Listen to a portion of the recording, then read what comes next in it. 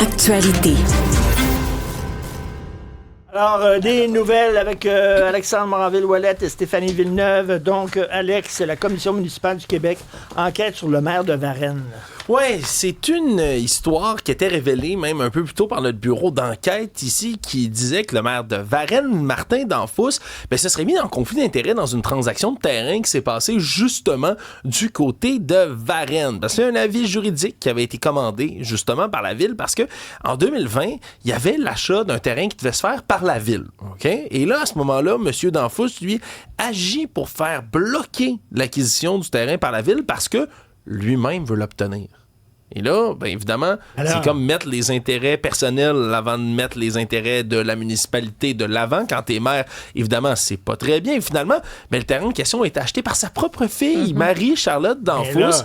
Et elle a, depuis, revendu le terrain avec un petit profit, le tout petit rikiki de 500 000 $ sur le terrain en question. Et donc, la Commission municipale du Québec, qui est comme le chien de garde du municipal, a ouvert une enquête autour de tout ça. Évidemment, on va avoir plus de détails plus tard. Écoute, on va en parler, là. Si vous avez des fantasmes particuliers, des trucs, là, mettons, si votre fun, c'est de vous rentrer, justement, des trophées de basketball en Schtroumpf, de grâce, ne vous prenez pas en photo. Vous filmez pas. Alors ça, c'est le mari de Christy Noem. Aïe aïe. Ouais, Christy Noem, un nom qu'on a énormément entendu dans les derniers mois parce que c'était elle, la ministre de la Sécurité intérieure de M. Trump, celle qui s'occupait justement du fameux ICE et qui était à la tête du ICE justement quand il y a eu des meurtres là, qui ont été commis par la police du côté de Minneapolis. Et là, depuis, elle a été démise de ses fonctions. Mais là, cette semaine, autre tuile qui tombe sur sa famille, son mari Byron Noem, 56 ans, aurait eu des conversations en ligne avec des modèles de fétichisme, OK? Et le fétichisme particulier de M. Noem, puis on peut montrer des belles images, c'est fort édifiant, eh bien, c'est ce qu'on appelle de la bimbofication, OK? C'est une scène, semble-t-il... Est-ce qu'on a fait un mot avec bimbo? Oui, bimbofication, parce que c'est Il se met comme des prothèses de seins énorme. Ouais, gigantesque. Semble-t-il que dans cette scène-là, les femmes, elles, s'injectent de la solution saline dans la poitrine pour les faire gonfler de manière complètement démesurée, de manière à ressembler à une bimbo. Il se fait photographier avec des petits t-shirts serrés et en dessous comme des gros seins en latex. Exact. Mais ce serait comme des ballons qu'il mettrait sous son chandail et puis avec le petit picot comme la petite pointe de la balloune, ça ferait comme des mamelons, en fait, sous le chandail. Le problème, c'est qu'il aurait envoyé ces photos-là avec les femmes qui travaillent dans la scène de la bimbofication et on ne sait pas trop comment ces images-là ont été retrouvées par le Daily Mail, un journal qui publie ce genre d'histoire assez fréquemment, merci. Et là, ça fait le tour de la planète, cette histoire-là. Et surtout que c'est pas il y a 10 ans. C'est dans les derniers mois. Sa femme était la ministre de la Sécurité intérieure et pendant ce temps-là, lui se faisait demander de l'argent régulièrement par les femmes qui étaient dans cette scène-là de la bimbofication. Donc voilà, c'est une drôle d'émission aujourd'hui pour les sujets insolites. Drôle d'émission en maudit. Mais t'imagines, tu sais, le gars, il a ce fantasme-là, puis tu sais, ça fait mal à personne. C'est pas un pédophile, c'est pas quelqu'un qui agresse des gens. Lui, il se photographie avec des ballons dans son t-shirt. Ça, je te dis, mais tu sais, ça sort en public, l'humiliation. Mais disons que c'est pas terminé tout ça, parce que là, on pourrait dire, pauvre Madame Christy Noem, elle fait ça. Le problème, c'est que Christy Noem trompe son mari, selon les rumeurs, à Washington, à tour de bras avec un homme qui travaillait pour elle.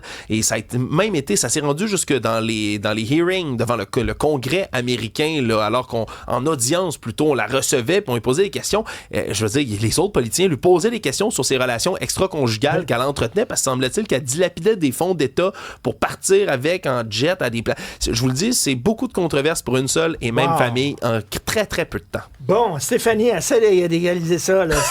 Écoute, je m'en allais pas dans cette direction-là, Lady Gaga, qu'est-ce qu'elle a fait, là? Non, mais les Little Monsters capotent, parce que Taylor Swift a ses Swifties, Lady Gaga a ses Little Monsters. C'est comme ça qu'on surnomme les fans de Lady Gaga.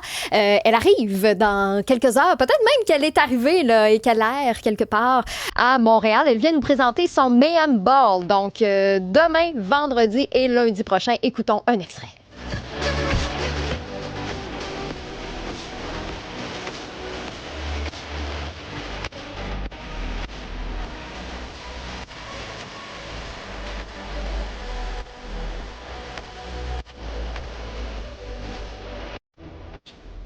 OK, je vais t'avouer, cette femme-là me fascine. Je trouve que c'est une des artistes les plus extraordinaires. C'est une sacrée bonne comédienne aussi. Ben, oui, vraiment. Vraiment, là. Vous allez peut-être trouver que je pousse le bouchon un peu, là, mais on dirait que pour ma génération, c'était un peu notre Madonna. Ben dans oui, le sens que, nous, on avait Britney, on avait Christina Aguilera, c'était dans l'hyper, sexy et tout ça. Puis là, à un moment donné, pouf, elle sort du lot, elle vient briser les codes, elle vient choquer, puis au lieu de porter des petits gilets bedaines, ben, elle se présente ses tapis rouges avec des morceaux de viande. T'es comme, c'est qui ce phénomène-là, Donc, pour nous, elle est venue un peu changer cette bonbon-là.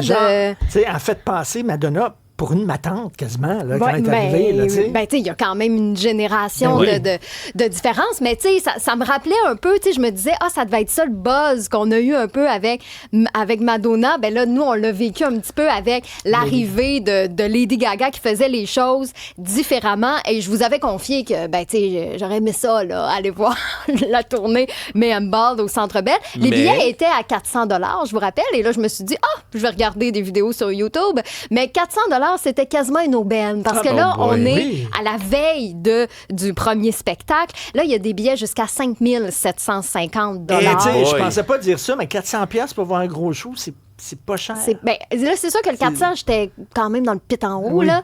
Puis là, je me disais, là, est-ce que ça... Tu te demandes aussi, tant qu'à le voir sur grand écran, est-ce que j'investis 100 $ de plus pour être un peu plus bas? Il y a tout le temps ça que tu te poses quand même comme question. Mais oui, ça va jusqu'à 5 750, des prix exorbitants.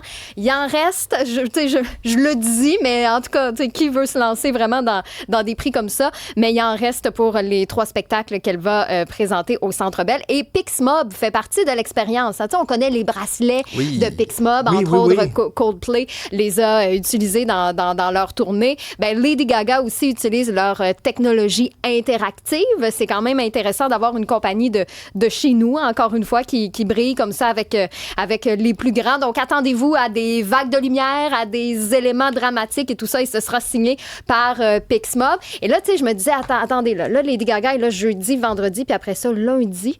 Donc, il y a des chances qu'elle reste à Montréal d'ici là. Je sais pas s'il y a un quel resto elle va aller? C'est ça la grosse affaire. Moi, plus, Richard, je me disais, y a-t-il un cocoton de Laval où on pourrait envoyer Lady Gaga vivre l'expérience québécoise du cocoton? Je sais pas. Merci beaucoup. Après la pause, Francis Gosselin va nous parler des gens qui se rendent des Legos. Non, c'est pas vrai. Il va parler d'Artemis 2.